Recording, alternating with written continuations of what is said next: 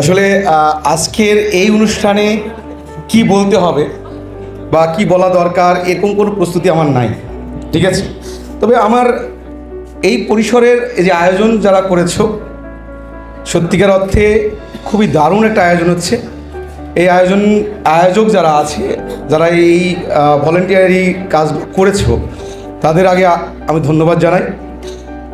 আর বিদায়ী শিক্ষার্থীদের উদ্দেশ্যে বলতে চাই, আসলে এই অনুষ্ঠানটা শুধুমাত্র তোমাদের জন্য প্রাপ্তি নয়, এইটা যারা জুনিয়র ডিপার্টমেন্টে যারা জুনিয়র শিক্ষার্থীরা আছে তাদের জন্য শিক্ষণীয় একটা বিষয়, ঠিক আছে। সুতরাং আমরা এখানে সব ইয়ারের কম বেশি হবে আমরা আছি, আমরা অবশ্যই আন্তরিকভাবে এটা আমাদের দায়িত্ব মনে করব যে প্রতি বছর আমরা অন্তত যারা ফাইনাল ইয়ারে থাকবে তাদের বিদায়ী অনুষ্ঠান আমরা অবশ্যই করব, তাই না? করব না? অবশ্যই করব।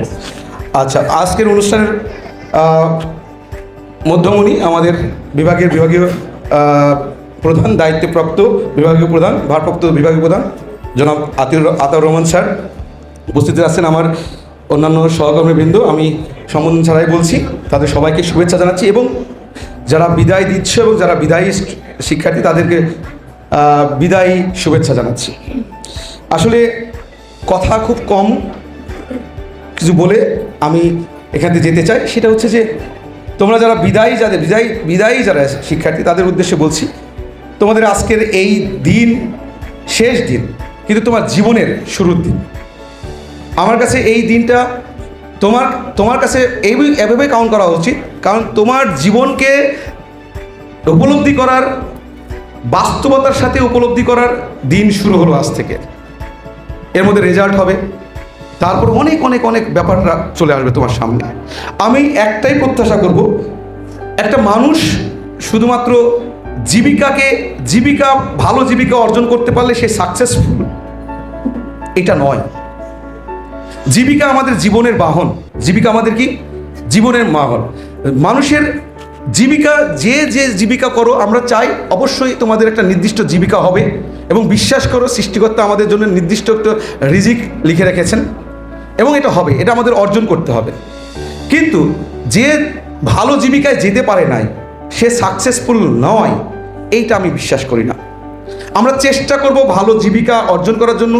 ভালো জীবিকা অর্জন করলেই যে আমি জীবনের সফল ব্যক্তি, এটাও যেমন নয়, ঠিক তেমনি জীবিকাও আমাদের দরকার আছে। কারণ জীবনকে বহন করার জন্য, তোমার জীবনকে তোমার মতো বহন করার জন্য যেটা দরকার হচ্ছে আর্থিক সক্ষমতা।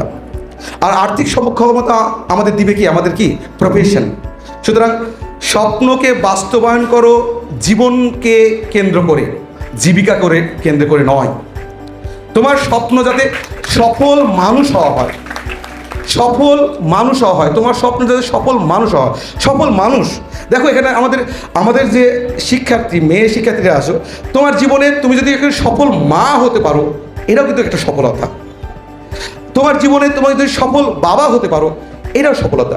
তোমাকে সফল হতে হবে শুধুমাত্র তোমার বসের কাছে নয়, তোমাকে একজন ছেলেকে সফল হতে হবে তার পরিবারের কাছে, তার স্ত্রীর কাছে, তার সন্তানের কাছে।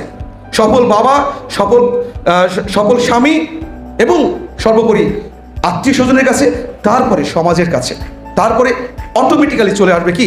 রাষ্ট্র। সুতরাং তোমাদের দায়িত্ব আজ থেকে আরও বেড়ে গেল।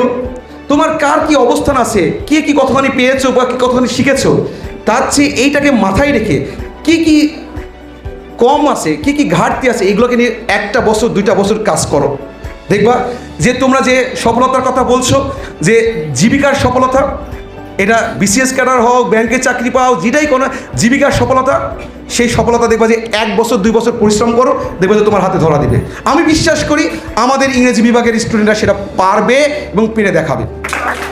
আর আরেকটা যেটা বলতে চাই সেটা হচ্ছে যে সফল হতে হবে, বারবার বলছি, সফল হতে হবে মানুষ হিসেবে, সফল হতে হবে পিতা হিসেবে, সফল হতে হবে মাতা হিসেবে, সফল হতে হবে আত্মীয় স্বজনের কাছে, সফল হতে হবে।